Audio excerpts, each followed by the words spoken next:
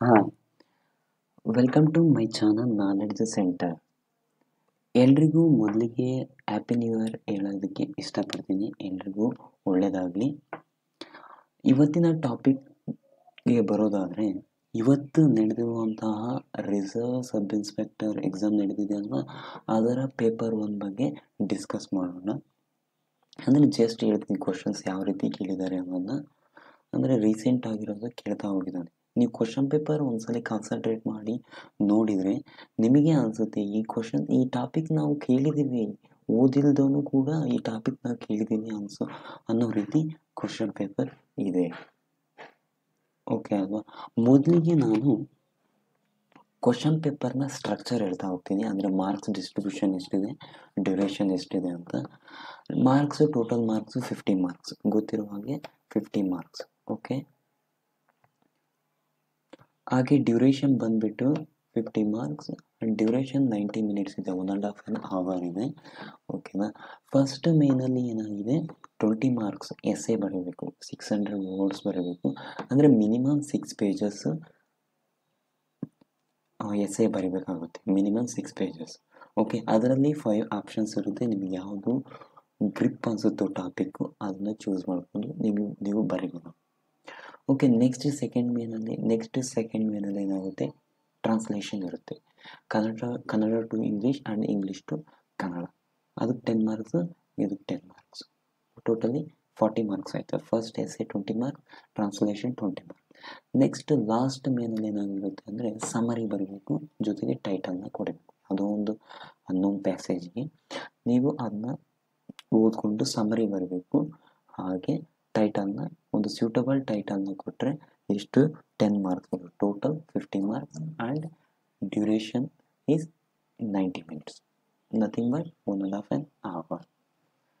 Okay, ಇವಾಗ first ಮೇನ್ಗೆ ಬರೋಣ.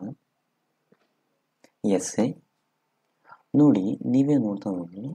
Is the new education policy 2020 cure all ills in our education system? Yes, ಹೌದಲ್ವಾ? Lot of courses ಇದ್ದಾವೆ, choices ಇದ್ದಾವೆ. ನೀವು ಅದ್ರ ಬಗ್ಗೆ ಓದಿದರೆ ಆರಾಮಾಗಿ ಬರೀಬೋದು. ಓಕೆ, ತುಂಬ ಚೆನ್ನಾಗಿದೆ ನೀವು ಎಜುಕೇಷನ್ ಪಾಲಿಸಿ. ಓಕೆ, ಎಕ್ಸ್ಪ್ಲೇಷನ್ ಮಾಡೋಕ್ಕೆ ಹೋಗೋದಿಲ್ಲ, ಟೈಮ್ ಆಗುತ್ತೆ ಅನ್ನೋದಕ್ಕೋಸ್ಕರ. ಓಕೆ, ನೋಡಿ, ನೀವು ಕೇಳಿರುವ CAA ಸಿಟಿಸನ್ಶಿಪ್ ಅಮೆಂಡ್ಮೆಂಟ್ ಆ್ಯಕ್ಟ್ 2019 ಎಷ್ಟೆಷ್ಟು ಪಶ್ಚಿಮ ಬಂಗಾಳದಲ್ಲಿ ಏನಾಯಿತು ಅದೆಲ್ಲ ಕೇಳಿದ್ದೀರಲ್ವ. ಇವಾಗ ಹೇಗೆ ಕೃಷಿ ಅಗ್ರಿಕಲ್ಚರ್ ಫಾರ್ಮುಲಾಸ್ಗೆ ಅಪೋಸ್ ರಿಪೀಲ್ ಮಾಡಿ ಅಂದರೆ ರದ್ದುಪಡಿಸಿ ಅಂತ ನ್ಯೂಸ್ ಆಗ್ತಿದ್ವು, ಅದೇ ರೀತಿ CAಗೆ ಎಷ್ಟು ಅಪೋಸ್ ಬಂದು ಅಲ್ವಾ. ಚಿಕ್ಕಮಗಳೂರಲ್ಲಿ ಏನಾಯಿತು, ಅಲ್ಲೂ ಸ್ಟ್ರೈಕ್ ಆಯ್ತಲ್ವ. ನೋಡಿ, ಎಲ್ಲ ನೌನ್ ಫ್ಯಾಕ್ಟ್ಸ್ನೇ ಕೇಳ್ತಾ ಹೋಗಿದೆ. ನೋಡಿ, ಇದಂತೂ the impact of COVID-19 on Indian economy, ಎಷ್ಟು ವರ್ಸ್ಟ್ ಇಂಪ್ಯಾಕ್ಟ್ ಆಯ್ತಲ್ವ. ಇದು ಗೊತ್ತಿರುವಂಥ ವಿಷಯ. ನಿಮ್ಮದು ಯಾವುದು ಯಾರೂ ಪರಿಪೂರ್ಣ ಅಲ್ಲ. ನಿಮಗೆ ಯಾವುದು ಗ್ರಿಪ್ ಇದೆ ವಿಷಯ ಅದರ ಬಗ್ಗೆ ಬರಿತಾ ಹೋಗಿ ಯಾವುದಾದ್ರು. Next women emancipation in India with ಅಥವಾ ರಿಯಾಲಿಟಿ, ಇದು ನನಗೆ ಗೊತ್ತಿಲ್ಲ ಅಷ್ಟೊಂದು. ನೆಕ್ಸ್ಟು ಗ್ಲೋಬಲ್ ವಾರ್ಮಿಂಗ್ ಯಾರಿಗೂ ಗೊತ್ತಿಲ್ಲ. SLC ಇಂದ ಹಿಡಿದು PU ಡಿಗ್ರಿಲು ಎಸ್ಸೆನ ಬರ್ತಾ ಬಂದಿರಿ ಅಲ್ವಾ. ಗ್ಲೋಬಲ್ ವಾರ್ಮಿಂಗ್ SLC ಬರ್ದಿರೋ, PU ಬರ್ಬೋದು. ಓಕೆ, ನೆಕ್ಸ್ಟ್ ಟ್ರಾನ್ಸ್ಲೇಷನಲ್ಲಿ ಸಿಂಪಲ್ ಆಗಿರೋ ಕೇಳಿದ್ದಾನೆ. ಇದಂದರೆ ಮೊನ್ನೆ ತಾನೇ ಗ್ರಾಮ ಪಂಚಾಯತಿ ಎಲೆಕ್ಷನ್ ಬಂದಿದೆ ಅಲ್ವಾ, ಅದ್ರ ಬಗ್ಗೆನೇ ಕೇಳಿದ್ದಾರೆ. ಅಂದರೆ ಪಂಚಾಯತ್ ರಾಜ್ ಆಕ್ಟ್ ಇದೆಯಲ್ಲ 1993, ಅದರ ಬಗ್ಗೆ ಕೇಳಿದ್ರು. ಅಂದರೆ ಕ್ಯಾಂಡಿಡೇಟ್ಸ್ನ ಸೆಲೆಕ್ಟ್ ಮಾಡೋದು, ಡೈರೆಕ್ಟಾಗಿ ಸೆಲೆಕ್ಟ್ ಮಾಡ್ತಾರಲ್ವ ಗ್ರಾಮ ಪಂಚಾಯತಿಯಲ್ಲಿ, ಡೈರೆಕ್ಟಾಗಿ ಸೆಲೆಕ್ಟ್ ಮಾಡಿರೋದು. ಹಾಗೆ ನೌನ್ ಪರ್ಸನ್ ಕೂಡ ಆಗಿರ್ತದೆ, ಅದರಿಂದ ಗ್ರಾಮನ ಉದ್ಧಾರ ಮಾಡ್ಬೋದು. ಅದ್ರ ಬಗ್ಗೆ ಇದೆ. ಅದನ್ನು ಏನು ಮಾಡಬೇಕು, ಇಂಗ್ಲೀಷ್ಗೆ ಟ್ರಾನ್ಸ್ಲೇಟ್ ಮಾಡಬೇಕು. ಇದಕ್ಕೆ ಬರೆದ್ರೆ ಅಟೆಂಡ್ ಮಾಡಿದರೆ 10 ಮಾರ್ಕ್ಸ್ ಬರುತ್ತೆ. ಓಕೆನಾ? ನೆಕ್ಸ್ಟು ಇಂಗ್ಲೀಷ್ ಟು ಕನ್ನಡ ಏನು ಕೇಳಿದ್ದಾರೆ ಅಂದರೆ, COVID-19ಇಂದ ಎಜುಕೇಷನ್ ಸಿಸ್ಟಮ್ಗೆ ಹೇಗೆ ಇಂಪ್ಯಾಕ್ಟ್ ಆಯಿತು, ಹೇಗೆ ಅಡ್ವರ್ಸ್ ಎಫೆಕ್ಟ್ ಆಯಿತು. ಹಾಗೆ ಇದರಿಂದ ಆನ್ಲೈನ್ ಕ್ಲಾಸ್, ಫಿಸಿಕಲ್ ಕ್ಲಾಸ್ ಹೋಯಿತು, ಆನ್ಲೈನ್ ಕ್ಲಾಸ್ ಬಂತು, ಅದು ಮೋರ್ ಎಫೆಕ್ಟಿವ್ ಆಯಿತಾ? Does the online class is more effective than the physical class ಅಂತ ಕ್ವಶನ್ ಕೇಳಿದ್ದಾರೆ ಅಲ್ವಾ. ಹೇಗಾಯಿತು ಅನ್ನೋದನ್ನ ಕೇಳಿದ್ದಾರೆ. ಅಂದರೆ ಇದನ್ನ ಟ್ರಾನ್ಸ್ಲೇಷನ್ ಮಾಡಿ ನಾನು ರಫ್ ಆಗಿ ಹೇಳ್ತಾ ಹೋಗ್ತೀನಿ ಸಮ್ಮರಿ ಆಗಿ. ಓಕೆನಾ, ಸಮ್ಮರಿ ಲಾಸ್ಟಿಗೆ ಬರೆದ್ರು ಆಗ ಹೇಳ್ತಾ ಹೋಗ್ತಿದ್ದೀನಿ ನಾನು ಒಂದೆಲ್ಲ ಟ್ರಾನ್ಸ್ಲೇಷನ್.